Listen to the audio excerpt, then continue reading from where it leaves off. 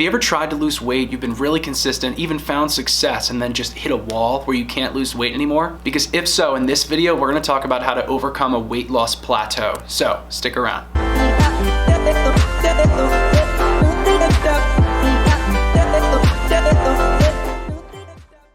What's going on, everybody? Welcome back to my channel, or if you're new here, then welcome to my channel. My name's Jackson Jardins. I'm an ACE certified personal trainer, and I've personally lost 80+ pounds. More importantly, I know the mindset that helped me lose the weight, which is what we're talking about on this channel. So if you want to stay up to date on weekly weight loss tips that I've learned through 4 years of binge eating and not being able to figure it out to finally getting the weight off, then I'd love to have you a part of our community here on my channel. So be sure to hit that subscribe button down below and give the video a thumbs up if you're liking it, because it helps my channel to be able to reach as many of you as possible. So the first thing I want to talk about is, what is a weight loss plateau?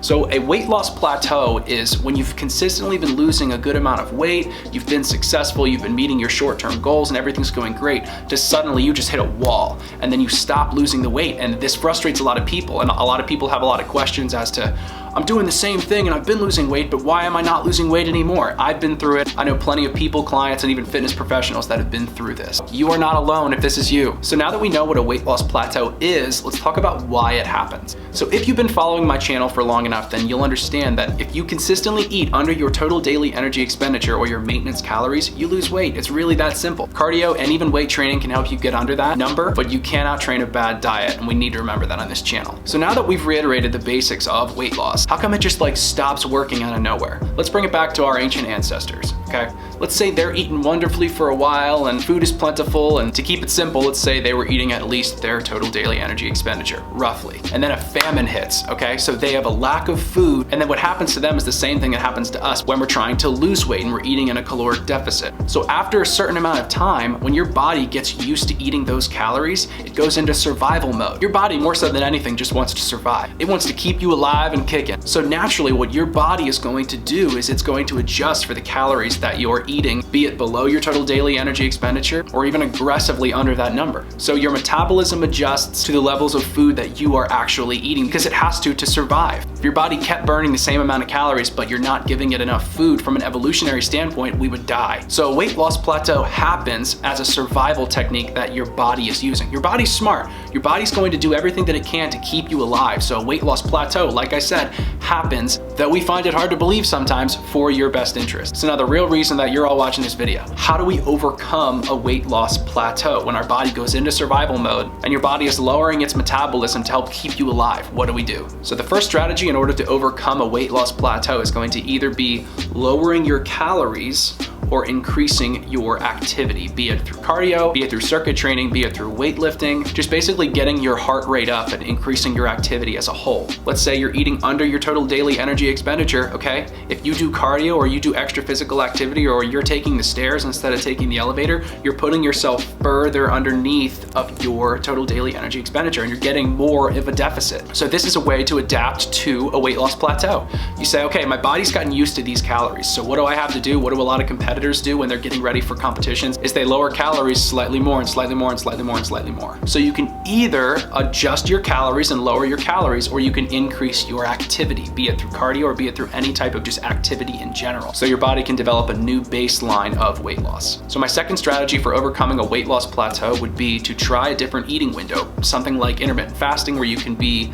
fasting for 16 hours, including when you sleep, and then eating for 8 hours throughout the day. It could be noon to 8 p.m. It could be 7 a.m. to 3 p.m. It could be 9 a.m. to 5 p.m. Shortening your eating window will allow you to be able to have decently sized meals while just keeping it inside of your window. So is this for everybody? No, it's not. I made an entire video on intermittent fasting if you want to check it out. Intermittent fasting can help you to still be able to have decently sized meals, but just eat less frequently throughout the day, so you can be more full when you do eat, given that you're more than likely going to be a bit hungry for the first part of the day or the later part of the day, whichever hours you choose to work with. My third strategy for overcoming a weight loss plateau is to drink water.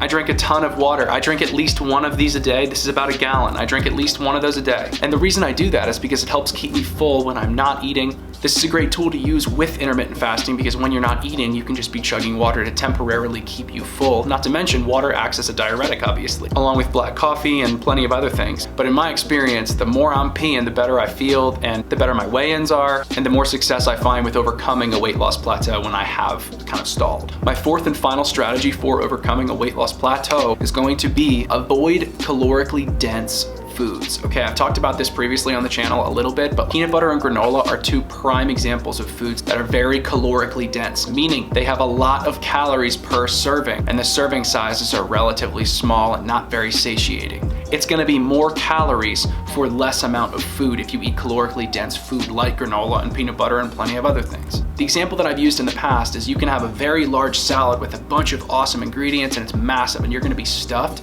for the same amount of calories as a little teeny tiny sandwich depending what's on it. If you guys have been on this channel long enough, you know that your boy likes sandwiches, so I'm gonna keep eating my sandwiches because I don't really like salads that much. Granted, have I eaten salads in the past and has that been really helpful for me? And if you like salads, is that gonna be really helpful for you? Absolutely, because you can be full while still benefiting from keeping those calories as low as possible in that meal. So all in all, you can just get more volume out of what you're eating by picking the right foods instead of picking foods that are extremely calorically dense. So guys, I thought this would be a good time to bring up the comment of the day. So today's comment of the day comes from Gage Williams, and he said, "Your story really resonates with me. When I was on the rowing team in college, I worked out heavily 6 days a week and ate whatever I wanted. After I stopped rowing, I gained 80 pounds over 2 years.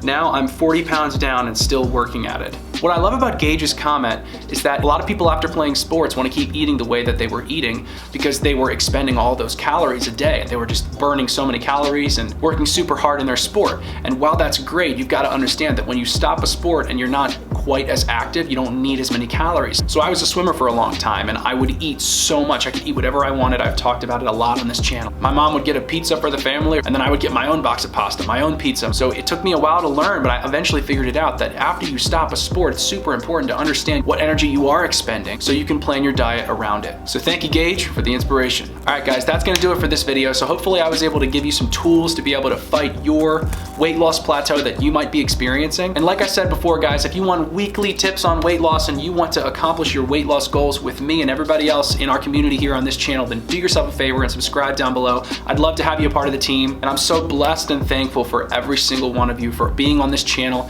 And I can't wait to reach as many of you as possible so we can all accomplish our weight loss goals. Next week, I will be going to Mexico for spring break with my friends. So be sure to tune in next week for my spring break vlog where I talk about how to stay shredded on vacation. So guys, let's keep getting better together and let's keep on grinding. I'll see you in the next one.